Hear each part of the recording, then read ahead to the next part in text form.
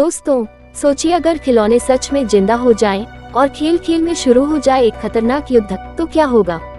कहानी शुरू होती है एक टॉय कंपनी से जो बच्चों के लिए नए हाईटेक खिलौने बनाना चाहती है। कंपनी 2 टीम बनाती है।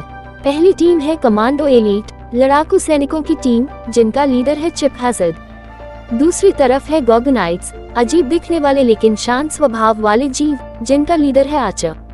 लेकिन असली गड़बड़ तब होती है जब कंपनी का एक कर्मचारी गलती से इन खिलौनों में सेना में इस्तेमाल होने वाली एडवांस माइक्रोचिप लगा देता है।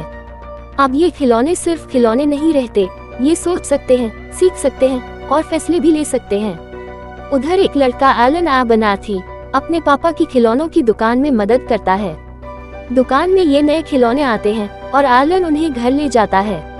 शुरुआत में सब सामान्य लगता है, लेकिन रात होते ही कुछ अजीब होने लगता है। चिप हैज़र्ड अपने मिशन पर निकल चुका होता है।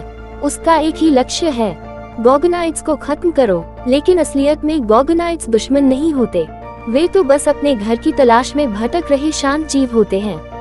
धीरे धीरे एलन को समझ आता है कि खिलौने सच में जिंदा हैं। आर्चर एलन से दोस्ती कर लेता है और उसे बताता है कि कमांडो एलीट बहुत खतरनाक है। लेकिन चिप हैज़र्ड किसी की सुनने वाला नहीं, वह अपने सैनिकों के साथ पूरा युद्ध शुरू कर देता है। अब लड़ाई सिर्फ खिलौनों तक सीमित नहीं रहती। कमांडो एलीट घर की चीजों से हथियार बनाते हैं, मशीनें बनाते हैं, जाल बिछाते हैं, यहाँ तक कि वे बाबी डॉल्स को भी मॉडिफाई करके डरावनी सेना बना देते हैं। धीरे धीरे पूरा मोहल्ला युद्ध का मैदान बन जाता है। एलन और उसकी पड़ोसन क्रिस्टी मिलकर आर्चर और गॉगनाइट्स की मदद करने की कोशिश करते हैं। लेकिन चिप हैज़र्ड की ताकत लगातार बढ़ती जाती है।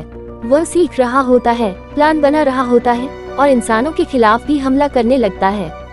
अब स्थिति इतनी खतरनाक हो जाती है कि लोगों की जान तक खतरे में पड़ जाती है। एलन समझ जाता है कि अगर जल्दी कुछ नहीं किया गया तो सब खत्म हो जाएगा। फिर शुरू होता है फिल्म का सबसे जबरदस्त क्लाइमैक्स। घर के अंदर खिलौनों की सेना, इलेक्ट्रॉनिक हथियार, धमाके और जबरदस्त एक्शन।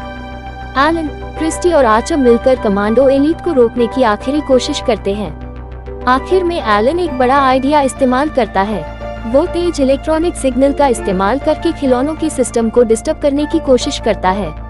भारी लड़ाई के बाद चिप हैज़र्ड और उसकी टीम हारने लगती है, लेकिन जाते जाते भी चिप हैज़र्ड अपनी सैनिक वाली लाइन नहीं छोड़ता, क्योंकि उसके लिए मिशन ही सब कुछ था। आखिरकार कमांडो एलीट खत्म हो जाती है और गॉगनाइट्स बच जाते हैं, लेकिन उनका सपना अभी भी वही होता है, घर ढूंढना। फिल्म के अंत में गॉगनाइट्स एक छोटी नाव में निकल पड़ते हैं अपनी नई मंजिल की तलाश में, और एलन उन्हें जाते हुए देखता रहता है।